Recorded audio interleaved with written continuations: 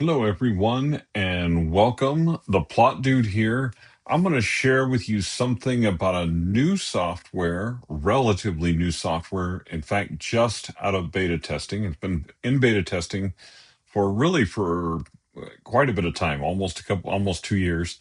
And I was on the alpha testing team of this particular software, and it's an amazing, absolutely amazing software. And what it is it combines the power of a plotting software with a series Bible software and then some new features that are coming that are really super exciting. But it started out as just a world building software. There were places for characters and for settings, but there wasn't really a plotting element to things.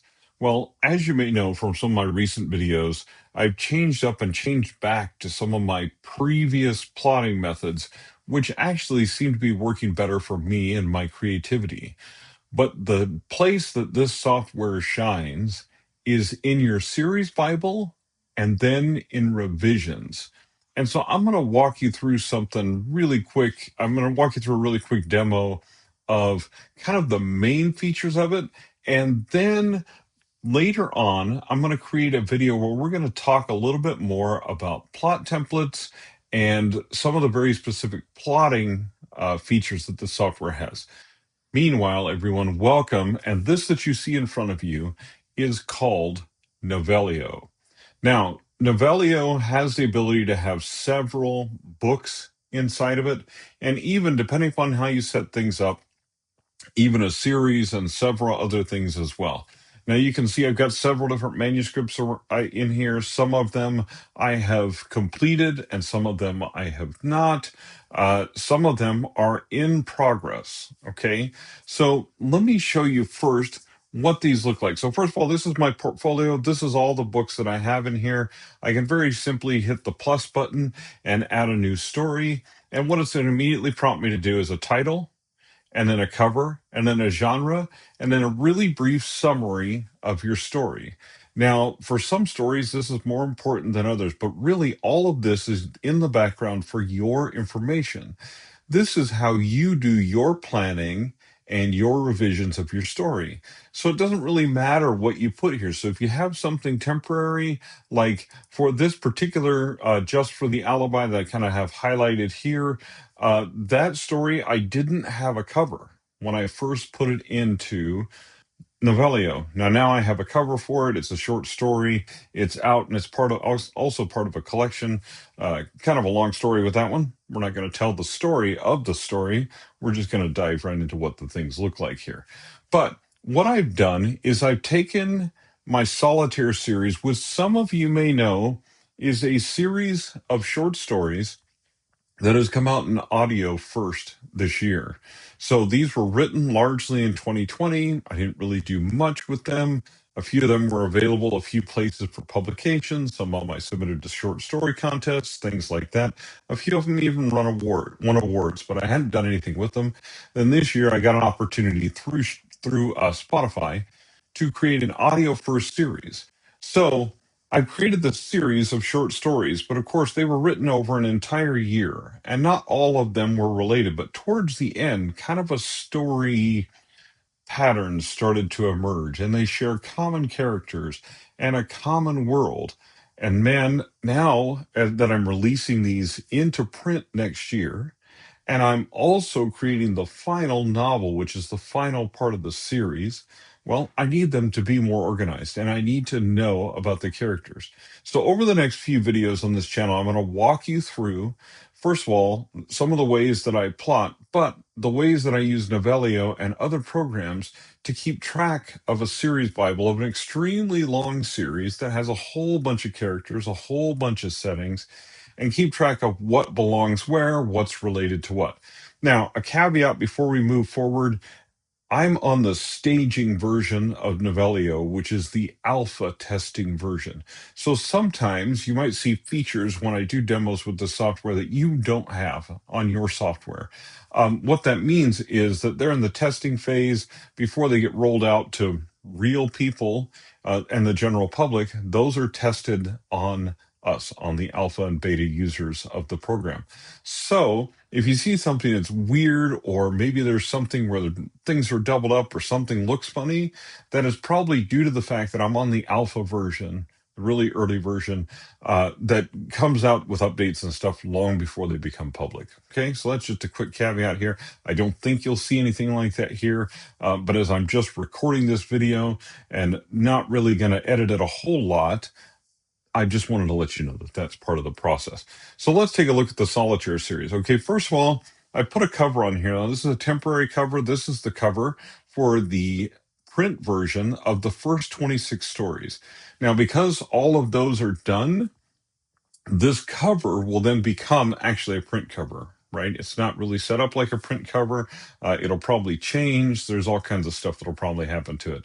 But it's a placeholder in Novelio. Basically, this gives me a cover to work with, right? It looks like a book cover. It's the same dimensions as a book cover. That's what I recommend you use for your covers on Novelio if you're going to use one. Now, sometimes it helps me when I'm writing something to have a concept cover in mind.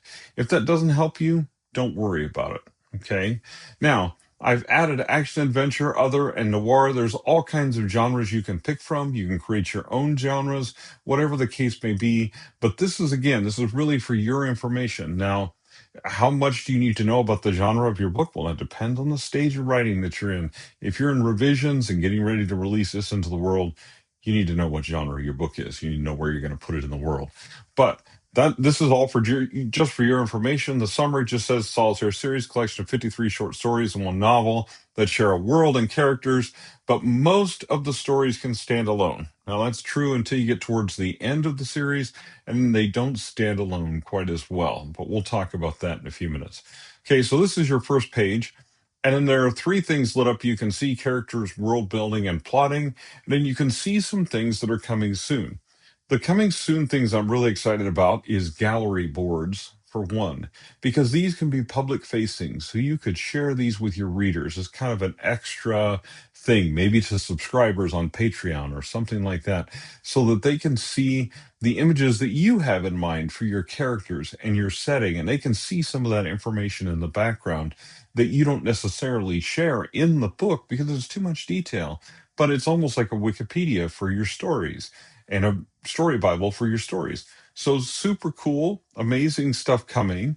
But right now, what's available is characters, world building, and plotting. So we're just going to walk through those really quick. Again, I'm only going to touch on plotting in this particular demo. I'll come through and do a full demo on just the plotting feature and maybe on each of the features as well, because there's some really powerful and cool stuff you can do here. Okay, so the first thing we're going to look at is characters. Now you can see there are a whole bunch of characters in this story. Now I've created some images for a lot of them. For some of the minor characters, there are no images.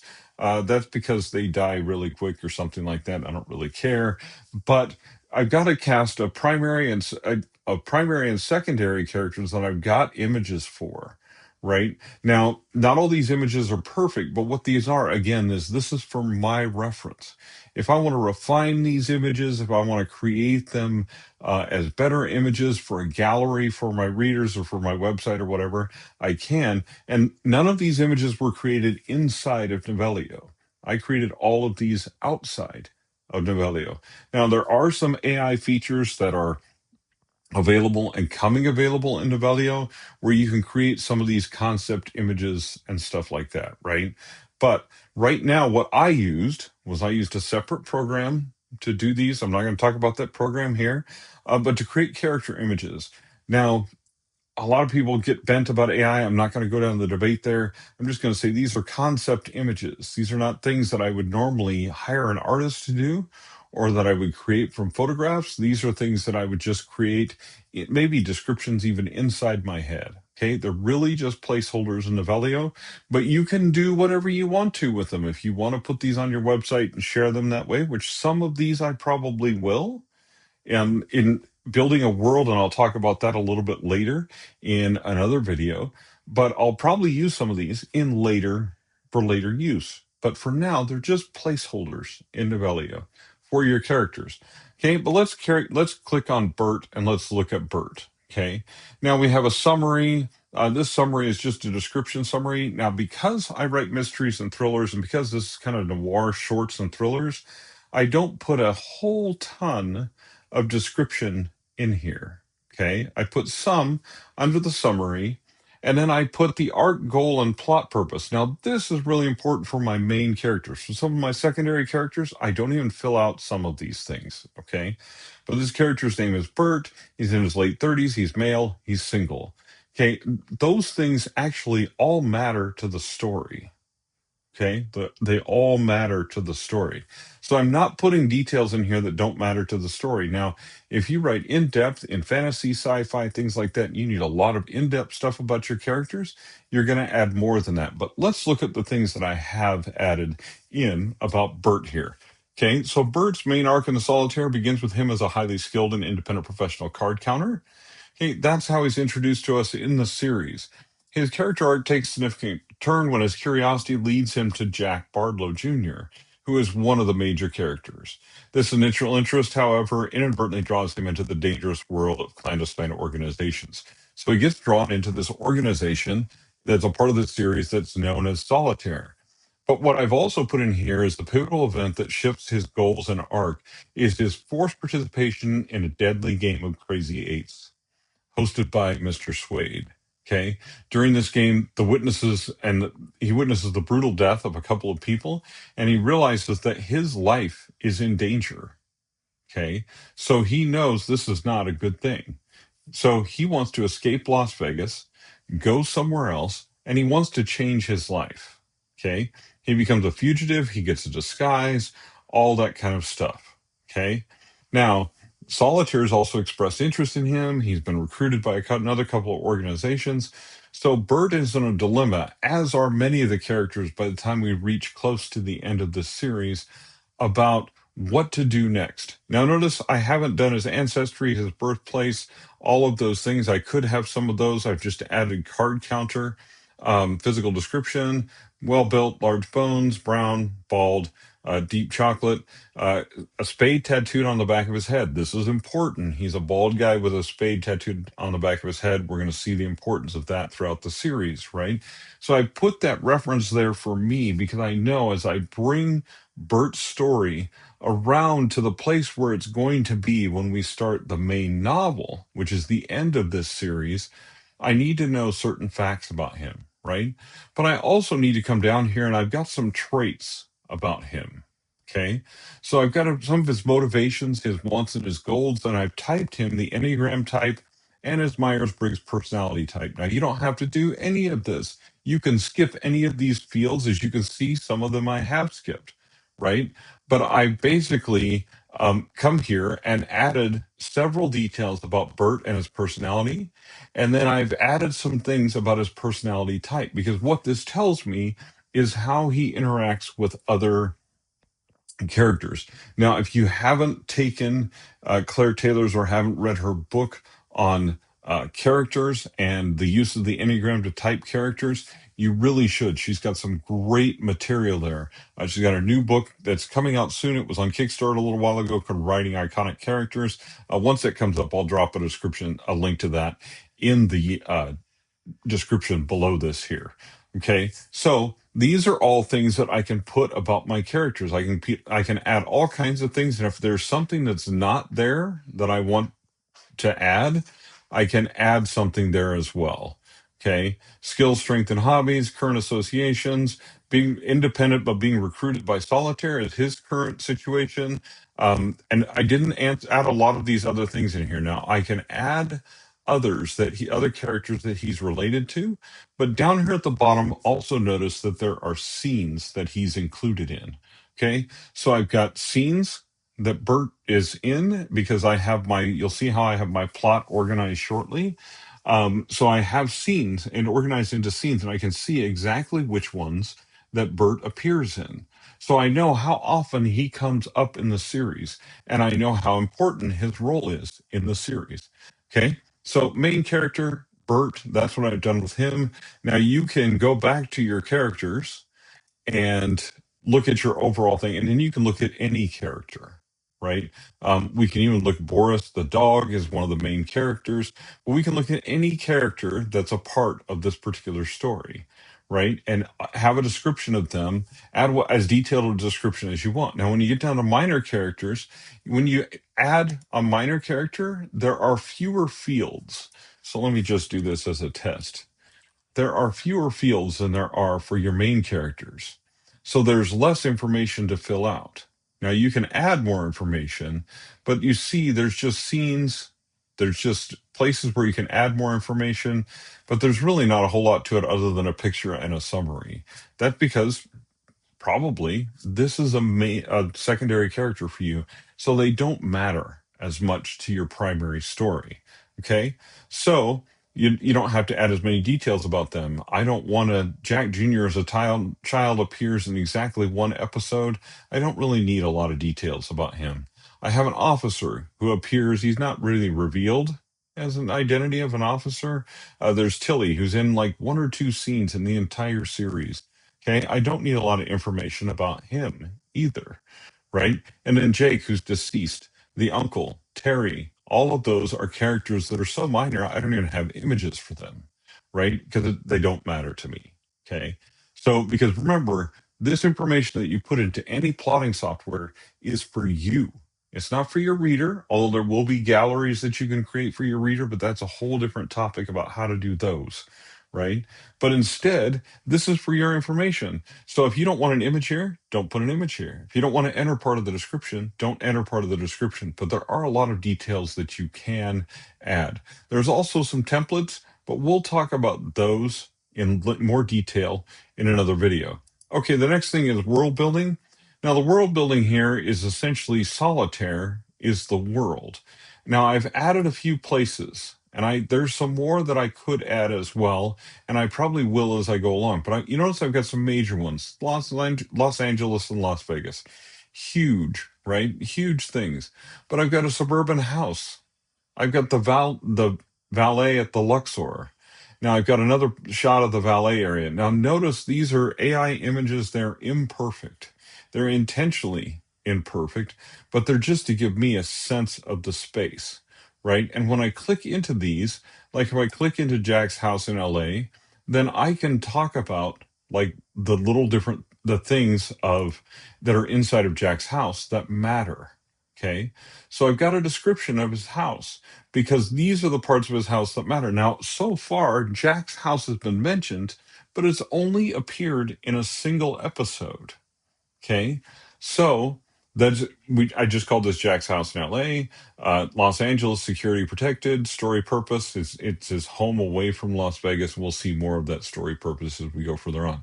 Now you can add sketches, you can add notes, you can add all kinds of things to setting, but the primary things is a description.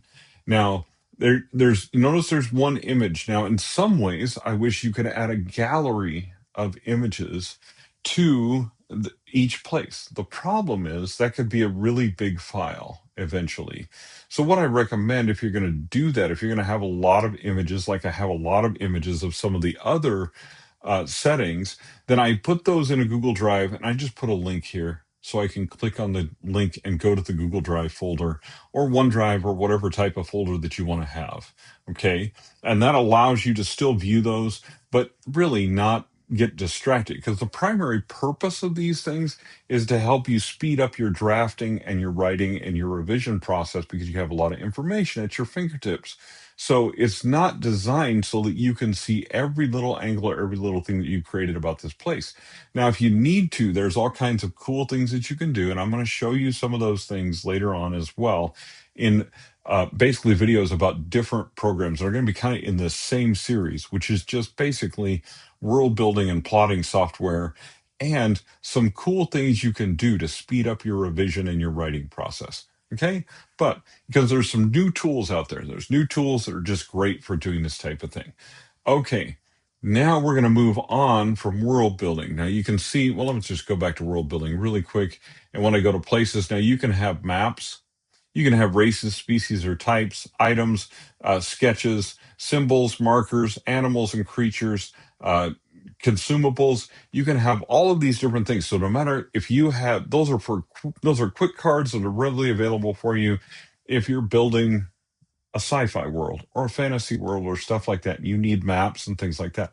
I can actually put maps of Las Vegas and Los Angeles into the map section, and that would might be potentially useful for me, right? But all of my characters are humans, so I don't have races, species, or types really. I don't have now. Do have some items, and I could put cards in there, the different playing cards, and that's a way that I may use this item section as well as I continue to go through the revisions and setting this series up for something really, really big, which I'm going to, like I say, I'm going to tell you more about later.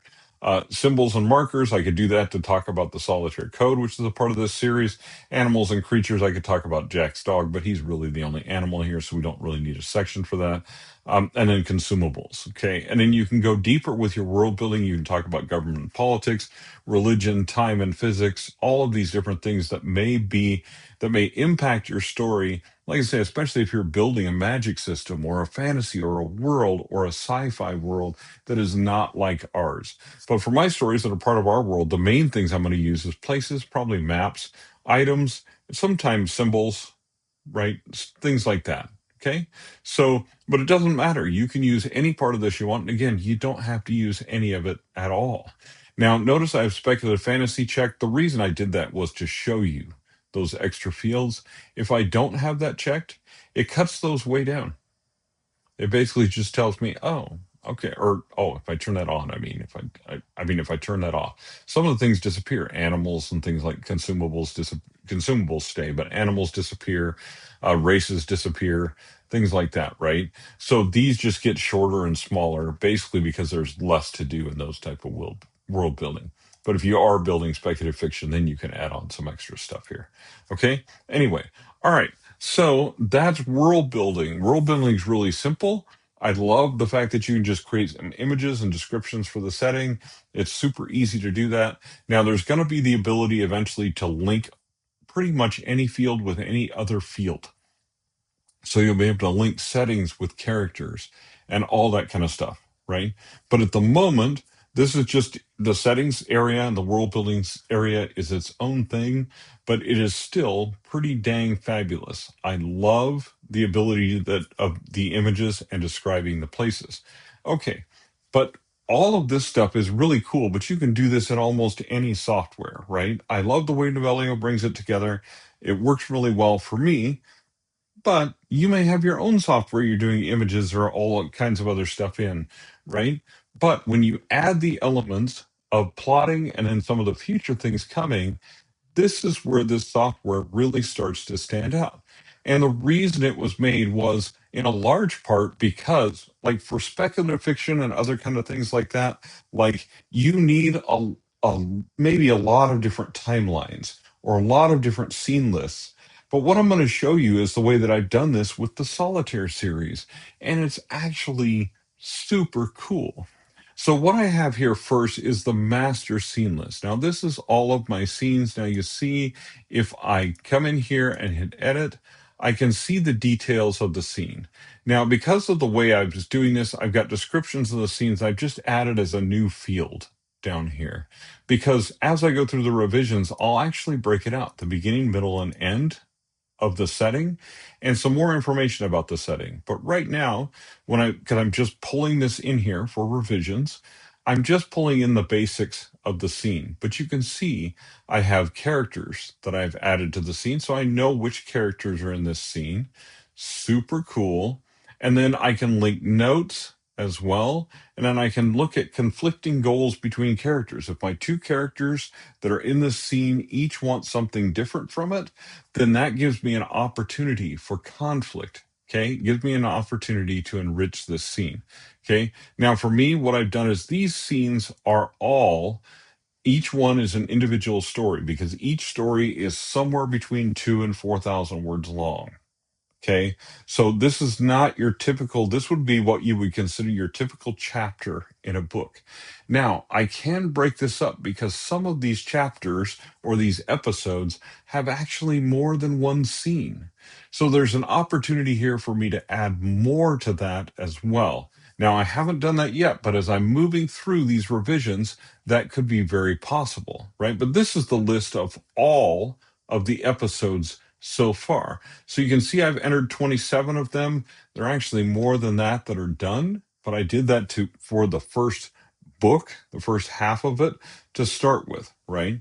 But what I have here now is the Solitaire series present day because there are some flashbacks to previous times in this particular series, right? So these are all the ones that are from the present day. Then I have the Solitaire series past. Now I can look at these and see if these hang together and if everything makes sense. But then the way I've broken these out, notice that this timeline has no impact on this timeline. In fact, if I want to drag something to this timeline, for example, I can come over here and I can look at something. Let's see, the Five of Hearts does not actually belong in here, but hey, I'll put it in here just for a second, right? I can add the Five of Hearts in here. Now, it doesn't move it from the master, and it also doesn't move it from the present day. Each one of these is independent. Okay. Now, I want to remove this from this timeline. If I delete it from that timeline, notice it's still over here. It didn't impact that at all. It only impacted whether it was in this timeline or not. So then what I can do is dive even deeper because each of these characters plays a key role throughout the story. So the Ace of Spades is one of the key roles. In fact, the final novel that wraps up all of this series and kind of brings it all together in the first of what will be the first of another series is the Ace of Spades. So I've got all of Ace's scenes right here. Now he'll have more as we move towards the end of the book, but I also look at all the scenes that Jack Bardlow Jr. is in and all the ones that Alec is in, who is another character that appears throughout the series. All the ones that Janice appear in. Now, this particular Janice Cynthia is a pseudonym, right? But these are the other people that appear in those scenes with her as well, right? So I've got a lot of information here. I've got Bert's scenes pulled together here as well, right? So, and I can add any of these that I want. And then if I add another timeline, I can say, I can just call this, we'll just call it test for the sake of this particular thing. And I can put any scenes in here that I want. And it doesn't have any impact on the master list over here or any of the other lists that I've created. So you can create as many of these timelines as you want. So you can create sequential timelines. You can create ones that are by the timeline of how things happen in the book, the order they happen in the book, or the order they happen in history, or whatever the case may be. Or like I've done with the past and the present day. And even then I could add one for the future, although that this isn't a time travel thing, so there's nothing like that. But you can see you can add as many of these as you want. I can add 50, 60 of these as I want. So I can add one for every single character if that's what I want to do. Now, I'm just going to do it for main characters because that's the only things that I'm going to follow, right? But I could create it with as many things as I wanted. Now, notice on the master scene list, there's no scenes over in this corner. That's because all of them are in here, right? When I go to the Solitaire present day, all of the master list is over here because I can drag them into here, right? And then I can put these in a certain order. So this is the order that they happen in the book, is the way I've created these. Okay. But you can do that any way that you would like. Okay. So that's just to show you some of the features with plotting. Now I'm going to come back to Novelio and I'm going to show you. In fact, let's just come here and go. This is how you navigate around. Is come back to your portfolio.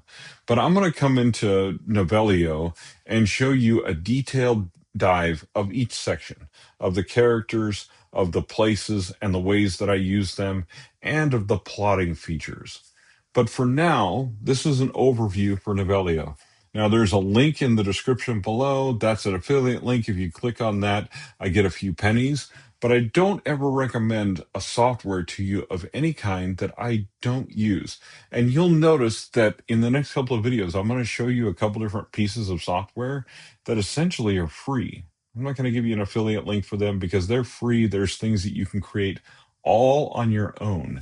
Now, there are also some other software that I'll demo as we go along that's going to have, there's going to be some more let's see, there's going to be some more detail in it. Okay. And it's going to be stuff that costs money.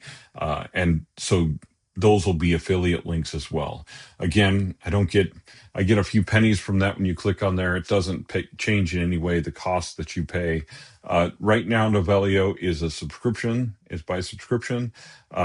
Which is, I think, a really good thing for companies, especially to maintain and keep them sustainable.